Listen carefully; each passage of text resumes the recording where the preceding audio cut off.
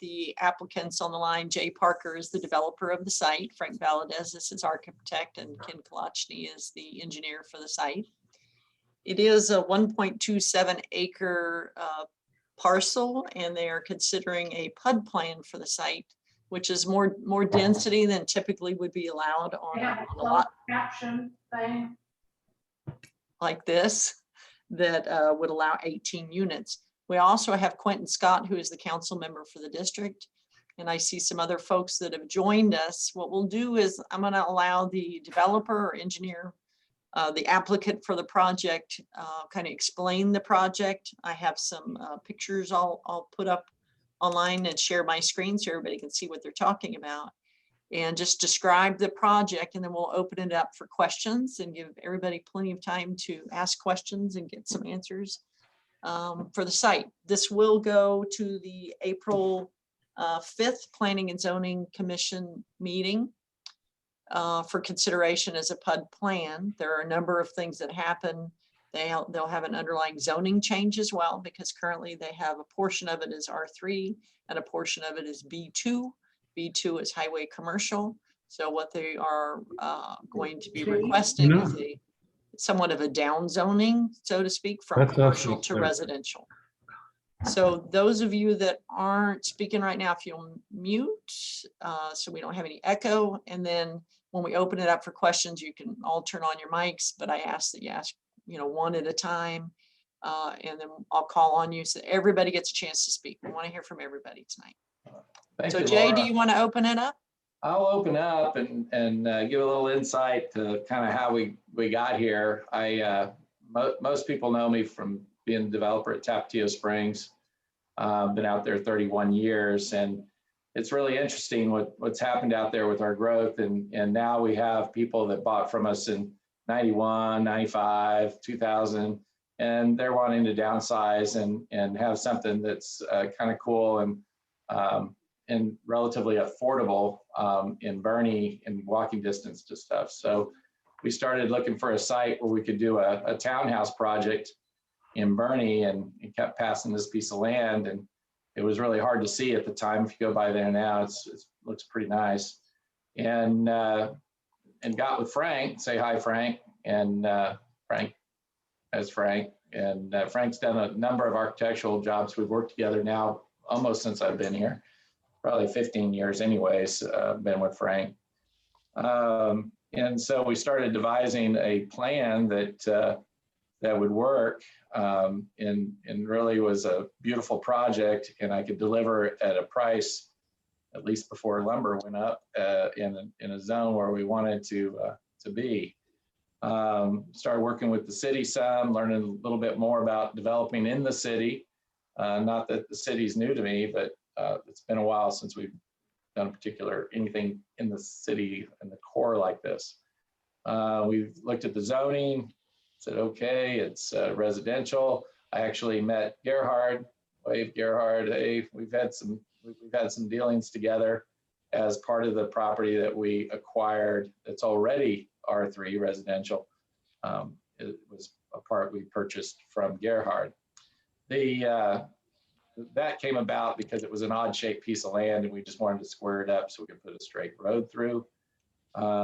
We've addressed quite a few questions, which I'm going to let Frank show off his buildings. And Ken over there, hey Ken, he's engineering, and he has the actual plan as it lays out. So maybe we'll start with Ken and let him show his subdivision plat and our latest. We've made lots of adjustments to it by getting recommendations and just through conversations so far. So can everybody see my screen, because I've got the plan on the screen? I cannot see the. No. All right, hold on. Let me figure this out here. Should be boom. Share. Okay, now can you see my screen? Yes. Yes.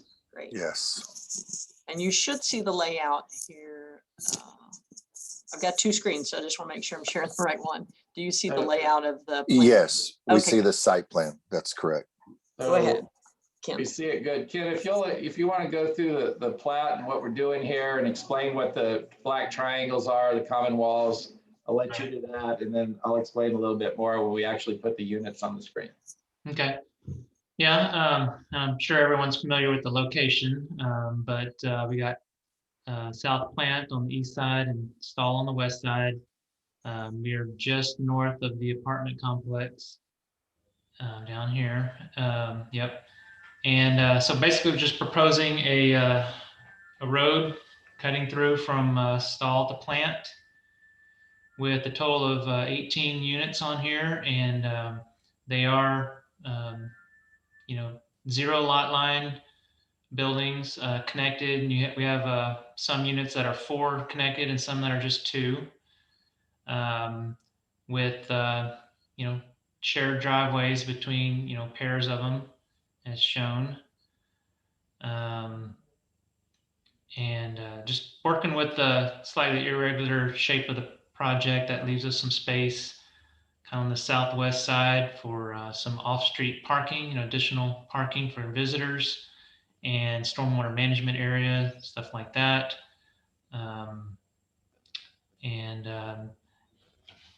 This is a 26-foot wide pavement, meeting fire code requirements and so forth, but still, kind of giving you that kind of small community feel here within this development. But overall, these rectangles are the proposed buildings. Little bow ties represent just the 0 lot lines. There will be some road right-of-way dedication for Stahl and Plant to get those right-of-ways, at least on our half of them, up to the right-of-way requirements of the city's thoroughfare plan, which that would be I believe a 72-foot right-of-way for South Plant and a 60-foot for Stahl.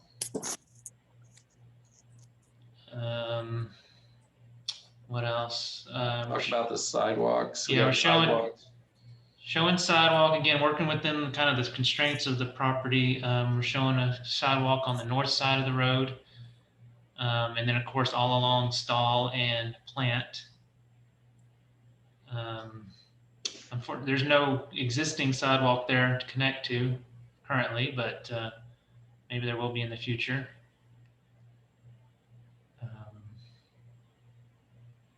What else? And we have looked, by the way, even as of today, we're looking at alternate layouts for that parking to get it off the street, so it's not accessed directly from the street. And we are proposing this to be a private street, privately maintained street by this development. So this will be, and the parking can actually count towards some of the open space credits because the parking is specific to their use, their site. So it's considered somewhat of an amenity. They talked about increasing this open space stormwater area here. It'll be a grassy area, at least as we talked last, it'll be a grassy area over here that can be used for, walking your dog or whatever. So it won't be a concrete area. So it can be considered open space as well. Laura, would I be able to share my screen? Let me see if I can. Let me I get see a little green button that says share screen. So let me click on that. I'll say try again. Says you cannot start screen share while the other participant is sharing. All right, then let me unshare my screen. Hold on, I'm just figuring out technology, guys. Because what I'd like to show you is our updated version. Okay, good.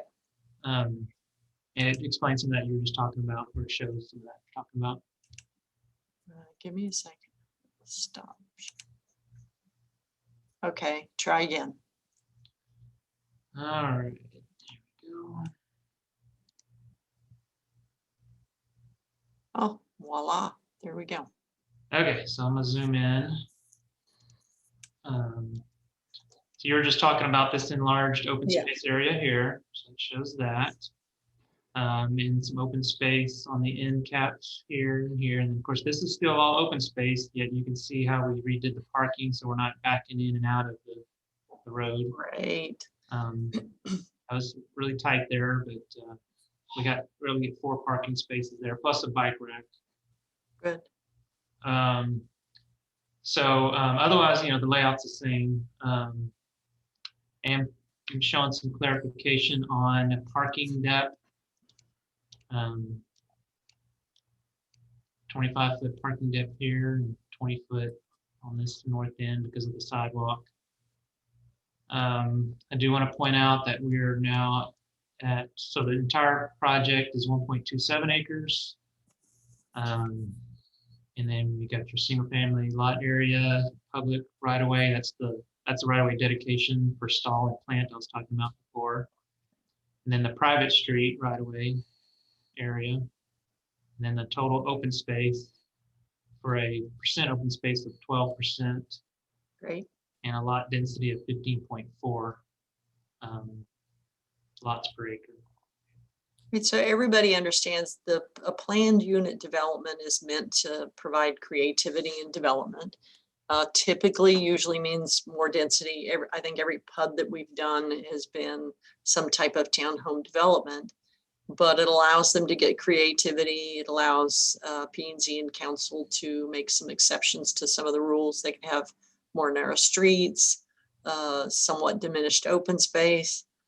To be realistic, any development that's under 10 acres by our typical standards isn't required to provide any open space.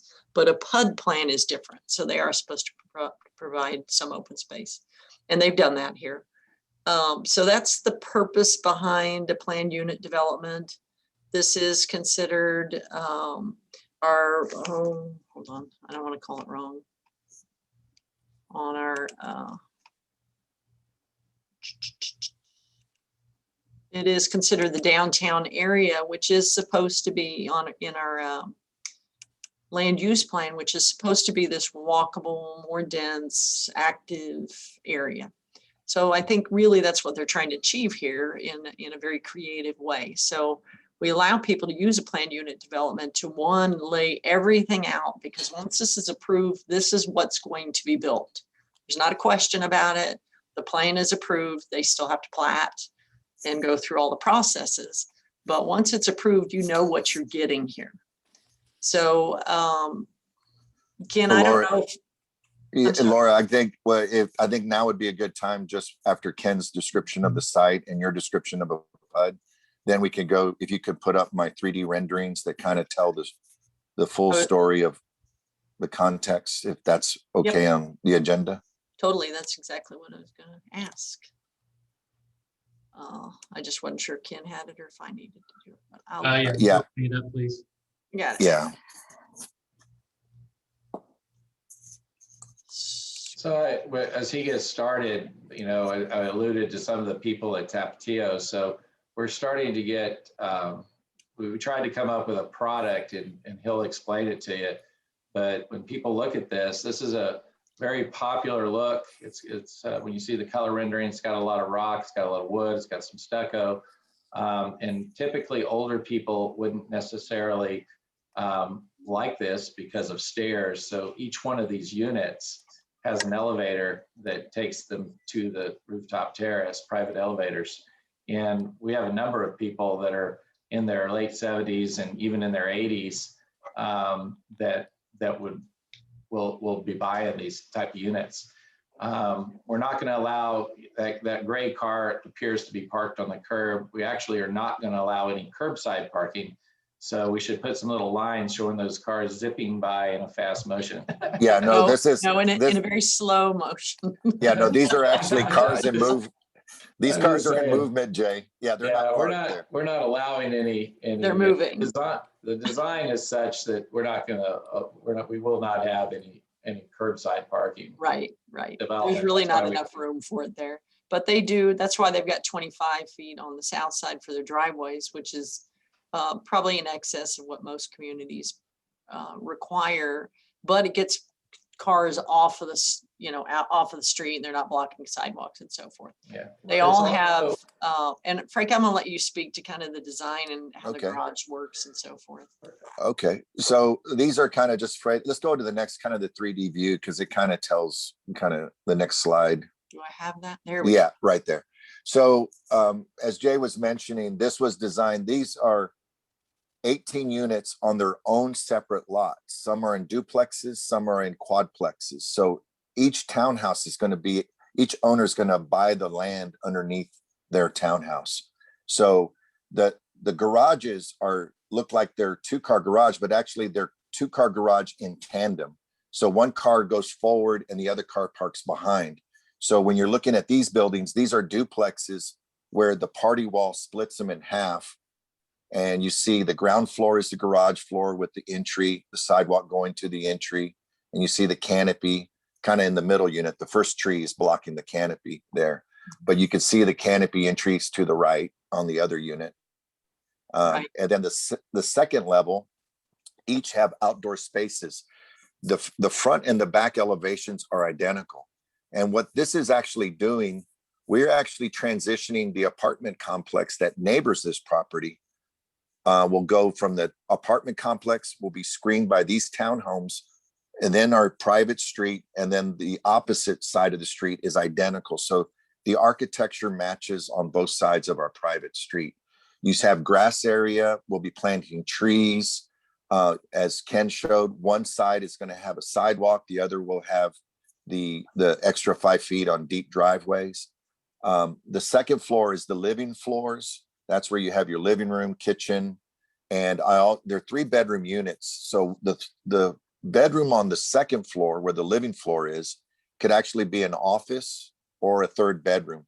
That where Laura was just showing, that's actually the bedroom floor, which is the 3rd level. And there's 2 master suites. Yeah, it's okay. The upper floor is 2 master suites, or it could be a fitness room and a master suite. And then, of course, the top floor is a roof garden and with a covered terrace. And that will, again, as Jay mentioned, the elevator will go from ground floor, garage floor, all the way up to the terrace to have some, great views. And again, it's not a solid wall of buildings. We actually have breezeways between the structures, which will allow vegetation and trees to be planted. And then we'll obviously save the trees that are along the perimeter, which are the mature trees where they fit. And so that's pretty much it. The next slide kind of shows an alternating view, but it's the same. That's kind of at street. If we're walking on the sidewalk, that's the view from a walking vantage point. So architecturally, we'll have stucco with some natural limestone, and then the doors will appear to be wood, but it'll be a material that is weather resistant, and will have recessed glass, the way the windows are shown, deep inset because we have thick walls for the perimeter walls. And then you can see the nice shadow terraces that are deep inset. So you'll actually have balconies for the living floor and balconies for the master bedroom floor on the front and the back of each unit. What's the total height, Frank? So the total height, we have first floor is 9 feet, second floor is 10 feet, 10. So we're right at 32 to the deck, the floor deck with structure, maybe 33 feet, depending on what system Jay uses for floor trusses. Mm-hmm. By code, the city measures on flat roof structures from ground finished grade to the top of roof deck. And that's where we're measuring to. And then the top floor, the terrace balcony doesn't count because it's not an occupied it's not a bedroom floor. It's not a living floor. It's just an Air conditioned space. It's not air conditioned space. Correct. So that doesn't count in the height restriction, but we're being very conscientious and we're using a flat roof structure to minimize that. Okay. And the scale of those trees are correct in heights that are in the background. Those are kind of the mature trees. So on one elevation, we're going to be on one side of these buildings will be the apartment complex that's been there since the 70s, I guess, Laura? Yeah. Yeah. And then the other side is the single family residence. Gerhardt is one of the neighboring property owners, and Jay has worked hand in hand with him and to make sure we coordinate our projects together. So that's what I have from a design standpoint. And you can see the vegetation from this vantage point, kind of hovering over the roof deck. Looking down, you'll see how much grass we still maintain. We minimize the paving by sharing the driveways for each duplex. So each one will have their 2-car garage with 1 parking space outside their garage door. Great, thank you. Right. You're welcome. I think everybody understands that. It's a 1 garage door, but when you pull in, there's space for 2 cars inside the garage, The plus full a car length. in the driveway. Right. It's a little different, but who are you marketing to, Jay? Empty nesters, retirees, people that want to walk everywhere. We don't picture these being completely family friendly. I guess with 3 bedrooms, you could have some families, but the market that I'm used to catering to is the market that I've been selling to for 31 years, which is predominantly empty nesters, people that are relocating here that have family that come to visit, but it's predominantly a husband and wife. I have approximately 9 people, if not right at 9, that are, half of them are residents currently of Tapatio Springs that are looking to downsize. They've lived there since I've been there, and so they're looking for an alternative. The market that I was surprised, even with the elevators, was the market in the 80s, which was people in there that are 80, 85 years old that are interested. All full disclosure, my dad's 89 years old, and I sold his house recently, and he's chomping at the bit to buy one, but he's got to wait for a little bit. Yeah. But he's very active. He's a very active, almost 90-year-old. So active adult community predominantly is our market.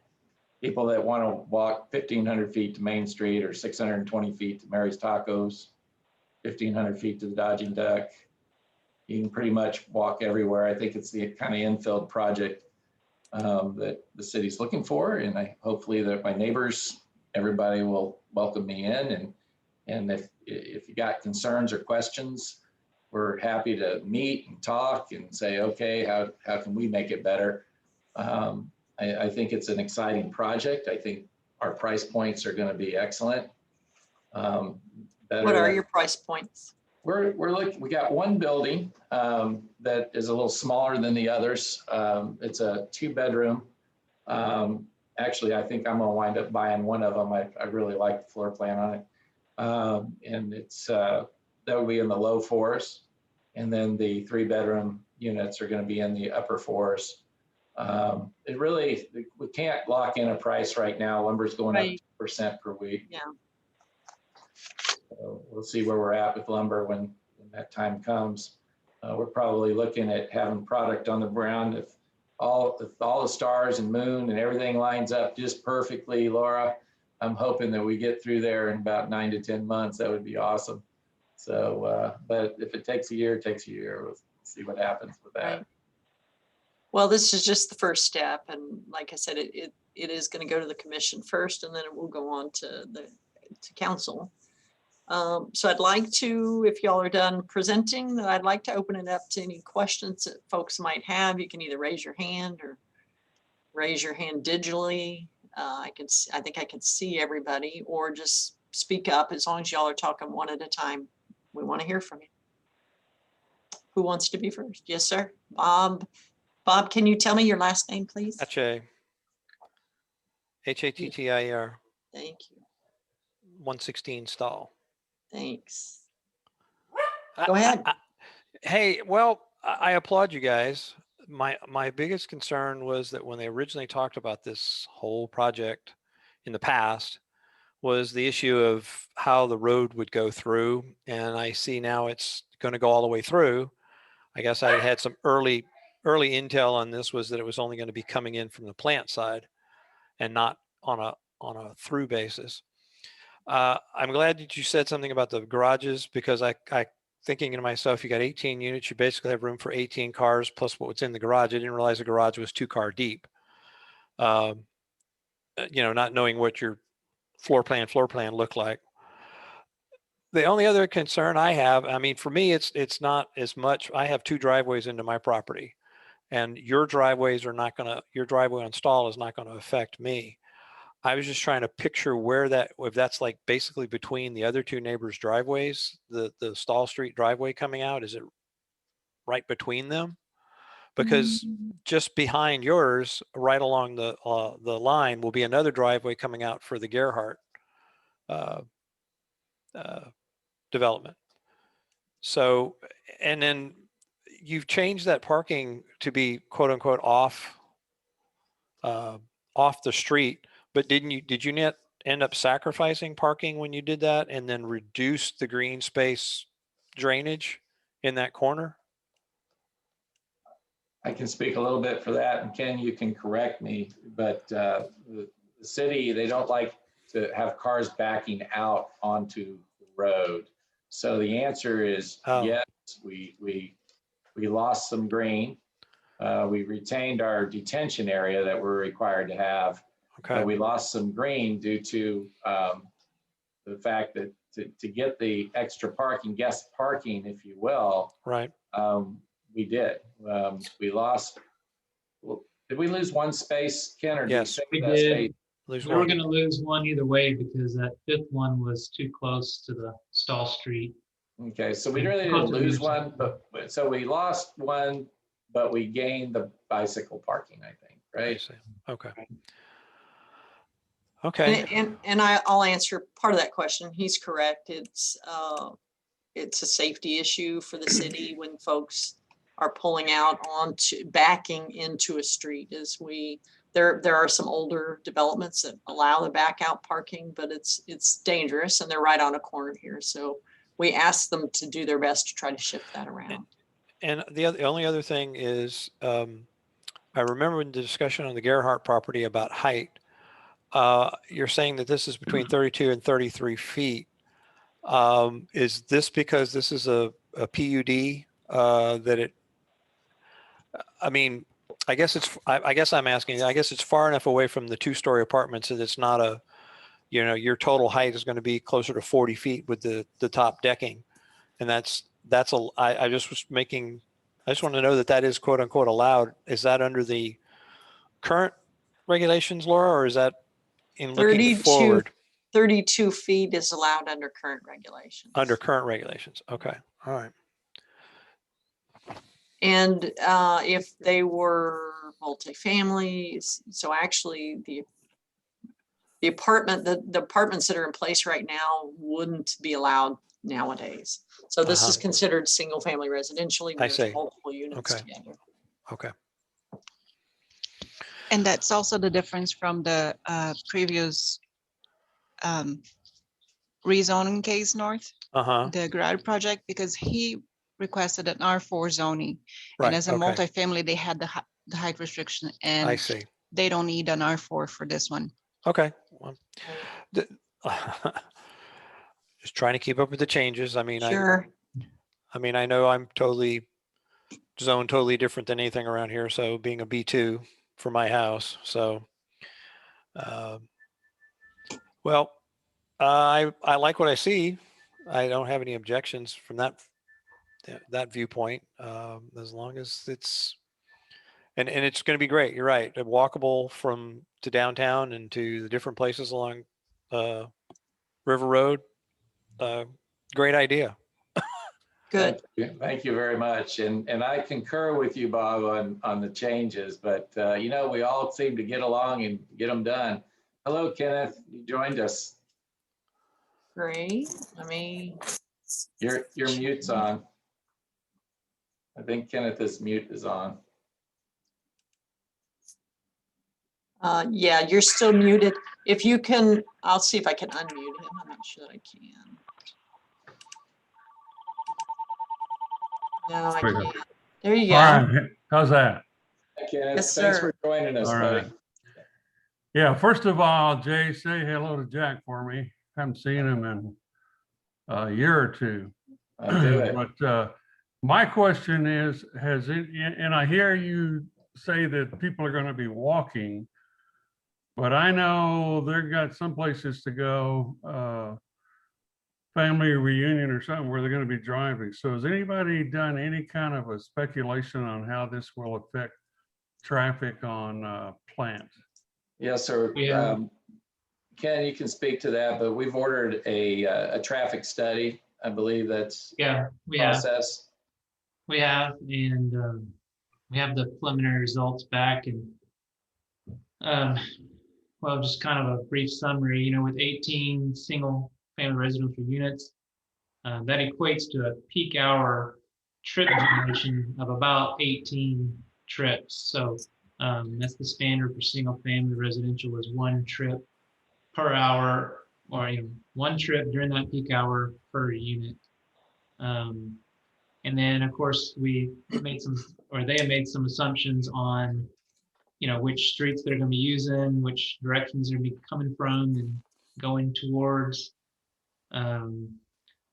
Most of that was directed to Plant Street, because that's the more thoroughfare, from River Road up to Blanco. And some traffic exiting Stahl and going north, like to the post office, or a little more direct for some of those units on the kind of the north side street and closer to Stahl. The least amount of traffic coming to and from Stahl to the south, because that's just not a direct route for anybody. But I mean, the traffic is very minimal, really. I mean, you're talking about during the peak hour, maybe the most 3 or 4 trips in any particular direction. You take that 18 total trips and distribute it amongst the 2 roads and then the north and south directions. So, Hey, Kenneth, another thing is our part, I think, about our market. So what's happening with Dad, Dad, and he was the first one to sign up for a unit. I sold his house, but we've got several other Tapatio residents that want to downsize. They were people that bought from us back in the 90s. And so our target market is a little, is a different clientele than say a younger family or even a younger couple. Although I think we will get some younger people because the units are really pretty. Ken, can you explain peak hours? What is that? If traffic studies are done based on peak traffic time periods, because that's when you have most potential for traffic congestion and so forth. So they look at a morning peak, which is when everybody's leaving for work and leaving to school and so forth. And they did put some weight into the distribution as far as the schools. They're pretty much all access to the north, Bernie High and even Middle School North and Currington are all kind of to the north of this project. And then they also look at a evening peak, which is typically when people are coming home from work or going out to dinner or whatever. So those are the 2 typical time periods when there's the most potential for congestion that might be impacting. So, did you all actually run like I call it the air tube meter that they strap across the street on both streets for a 24-hour period during the week? Did you all run anything like that? No, that wasn't part of the scope of the study. Okay, but because Stahl Street has very weird traffic patterns. I mean, there's a lot of people a lot more come down Stahl now than 10, 15 years ago. And I don't know exactly why, but it's a great little skinny shortcut. And that's my only other. I was glad to see you had off parking, because you can't really park on Stahl, Right. being it's only, though people do, they're not supposed to, but especially when we have our summer festivals, you can't get out of the driveway. So just to let you know. Okay, enough said. Anybody else? Mr. Holcomb, were you finished with your questions?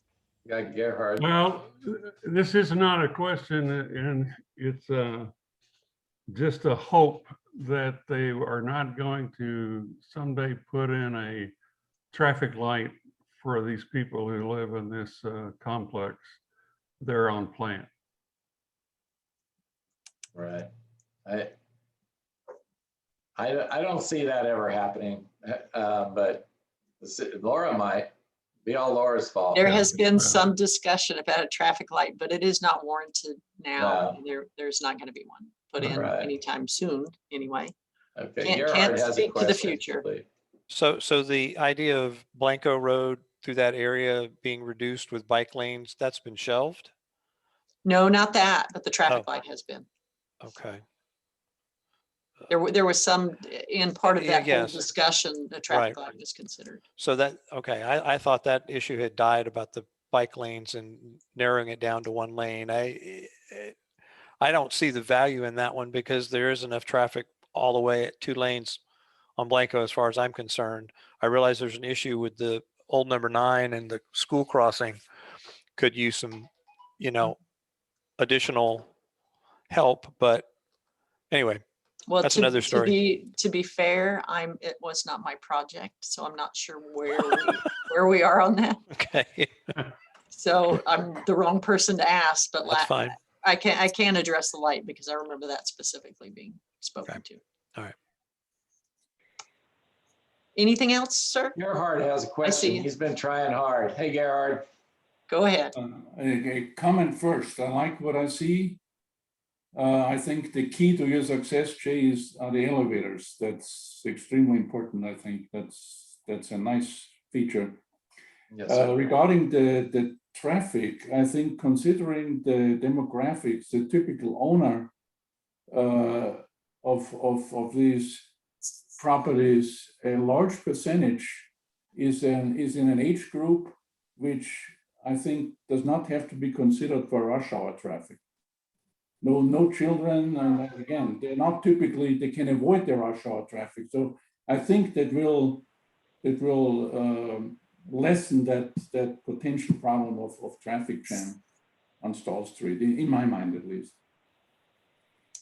I heard Frank or Ken say that the road dedication is increased from, I think, 54 to 60 feet.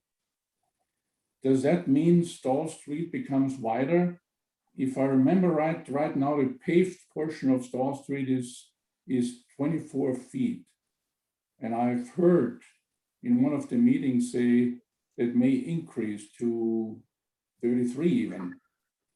Has that Right, been? so as a requirement for a developer that is coming in, we have street standards. And now, so Bernie's full of older streets and they're narrow streets. So we try to rectify that as we go through time, and we get it a piece at a time. So they are dedicating whatever that portion is on their property, is probably 6-8 feet probably on your side, to make it a future 60-foot street. Yeah. So Laura, could I just give an example of a recent course. example of that? One of my other projects is the El Chaparral coming to Bernie on Old San Antonio before you get to the New Herf intersection. If any of y'all start driving by or drive by Old San Antonio, you will see, as Laura just mentioned, as new development begins, the developer, in our case, would be this one, our project here on Plant and Stahl Street. But if you look at what El Chaparral did, they extended the street with wider, new width to the street, new pavement. You'll see the brand new pavement, new curbing, new sidewalk, and new drainage. So that's a good example. And you're going to look at it, so, well, that's strange. Why did they just do that section? Well, the way the city gets the right of way completed to the new standards, as each property starts their redevelopment, renovation, then it triggers this right of way expansion. And so if you want to see an example of what that looks like, go down Old San Antonio near Herf Street. Much bigger, of course, but that's a good. Yeah, it's a bigger right of way, correct. But that's a good example of, you're going to see sections be done at a time, not all at once.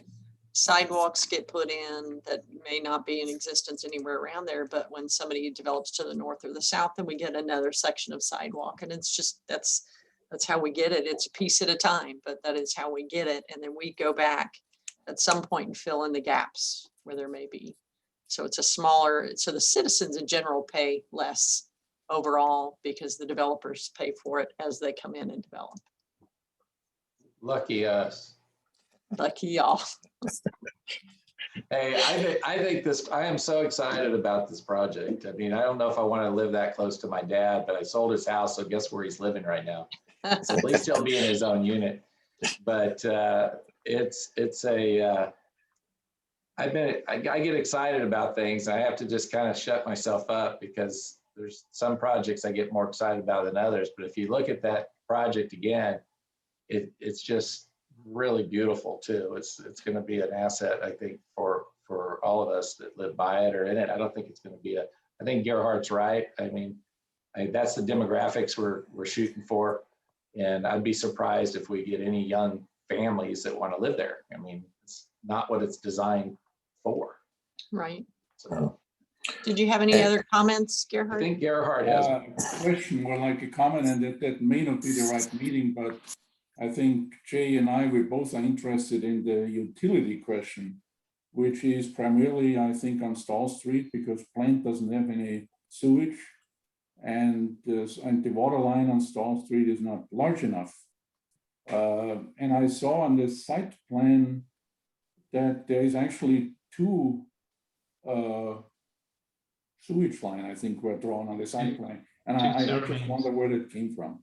Yeah, I'll let Ken speak to that. He's their engineer. Yeah, it's been a little while since I looked at the utilities, but yeah, I do recall, I think there's 2 sewer mains installed. Just preliminary discussions with Mike Mann there at the city were tied to the deeper one, I believe is what we discussed. But there was a water main extension for a larger water main to provide fire protection and so forth. So that'll all get fleshed out, as we develop the property.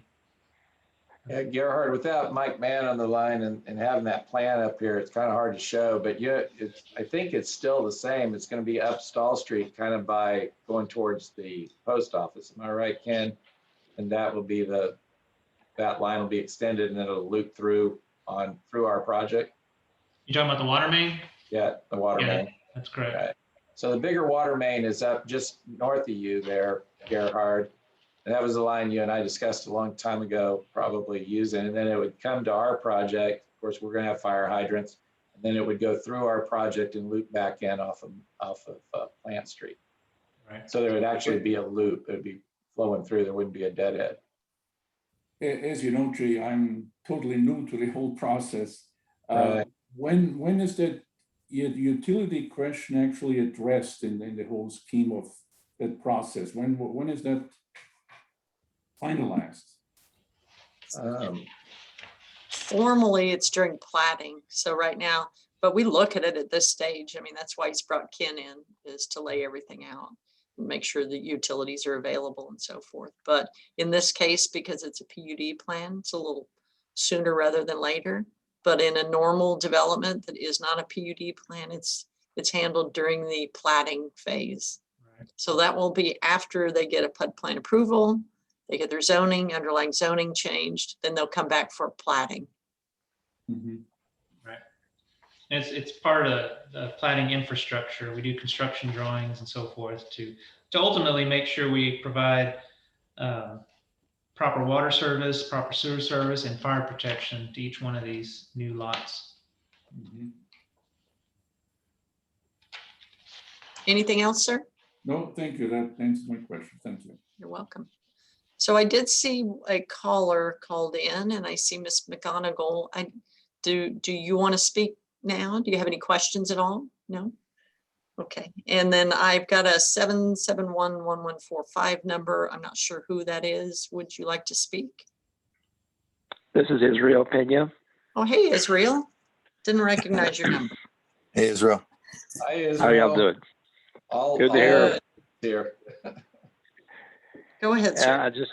Everything sounds good. I don't have any questions. I understand the concept, and I think it'll work very well.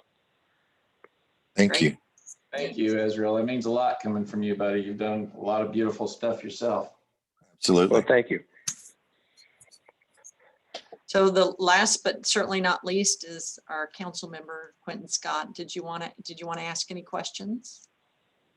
Yeah, I appreciate the time that was given to property owners and being able to answer their questions. It's certainly a different atmosphere when we make ourselves available and relieve some of the burning questions that arise from these types of improvements that are made, and dispel some of the rumors, that can come up and some of those things. So the only thing I had actually was what was the reasoning behind the sidewalk on just one side? I mean, with the walkability as a key, what maybe So I can guess, but maybe you could just tell me what was the idea on the sidewalks.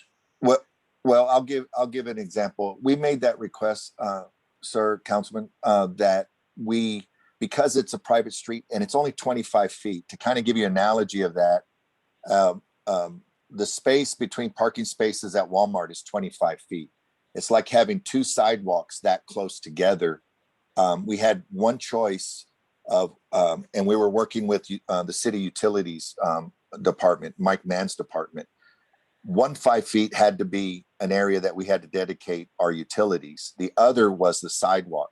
So when they were first asking for two sidewalks, I said, look, we don't have room for both utility and two sidewalks.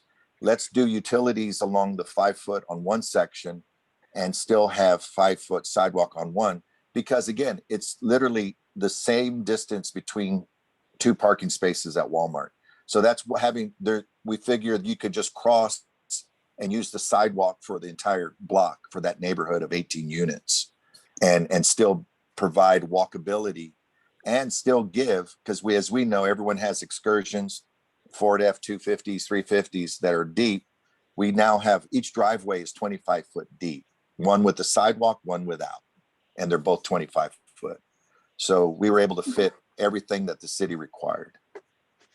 Well, I think with you guys maintaining the privacy of the street, I think that gives you the ability to make adjustments like that. And as long as you got sidewalks that connect up with your neighbors, I think that's an important thing. As the city councils, we spend money every year on sidewalk projects, trying to connect old sidewalks with new sidewalks. And I was interested in how that came about, so I appreciate that. Otherwise, it looks very very modern, and it looks like it'd be a good infill project that we've been trying to find good developers to do. So I appreciate your work and applaud your efforts to reach out to the community. Thank you. Thank you, sir. Thank you, Councilman.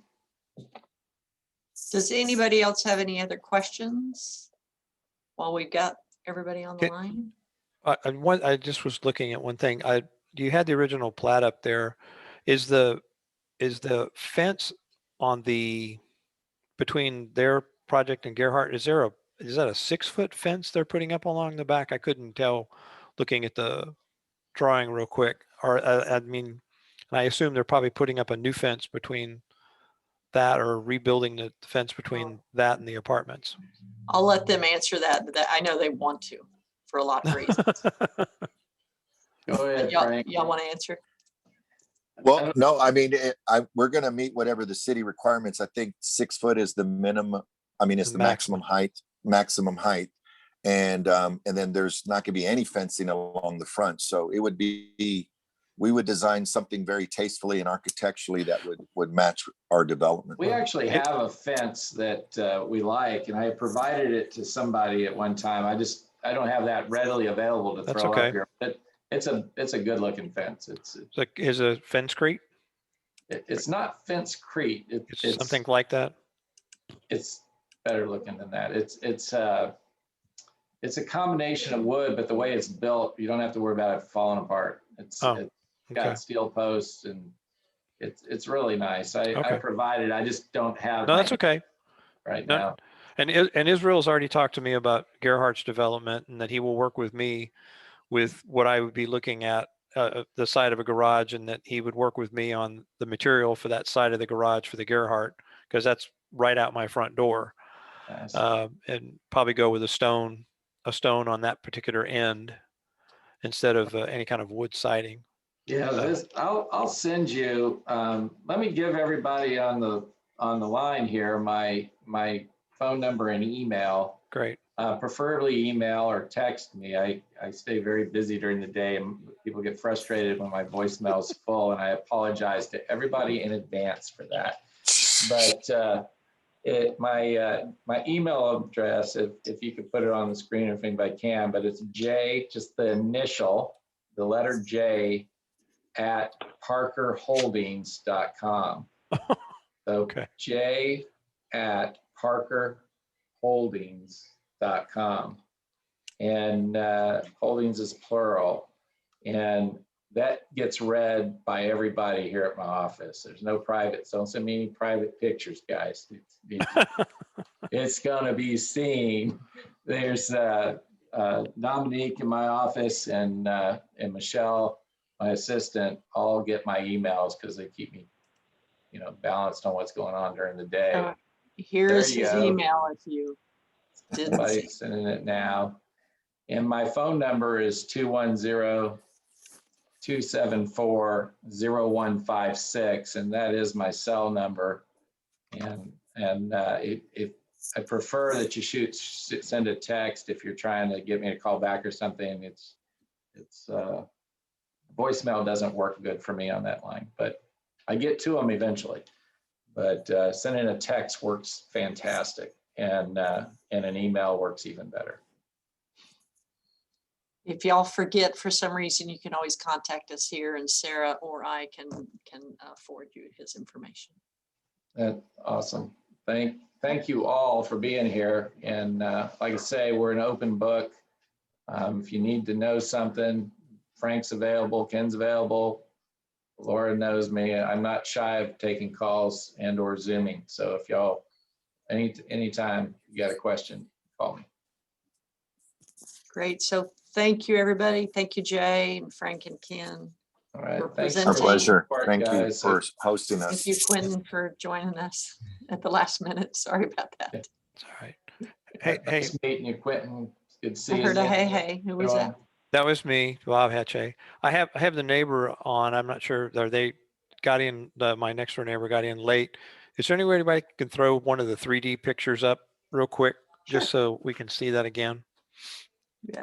I was trying to describe it to her, but a picture says 1,000 words. Who's that talking? That's Bob Hatche, That's Bob. Oh, hey, Bob. troublemaker. I've only been here 30 years, so I've seen a lot of changes. Yeah, there you go. I would go Okay. a couple more slides, Laura, just a couple more. Yeah, maybe one other one and the next one, because that one kind of shows the whole Okay. lay and vegetation. Okay, that'll be good. All that right, what you gentlemen. needed? Yeah, I think that's she's texting me right now from the phone. We've been texting back and forth because she kind of forgot about it. So Oh, no. that's all right. We're good. Okay. All right. All right. Thank Let you. us know if you have any questions. I can always put you in contact with Jay if I need to, but We thank will. you all so much Thank for your you. time. Thank Very you, much everybody. appreciate it. All right. Thanks, Bye, Sarah, for putting everybody. it on. Thank you. Bye-bye. Great meeting. Goodbye. you. Bye. She goes, okay. Thanks. And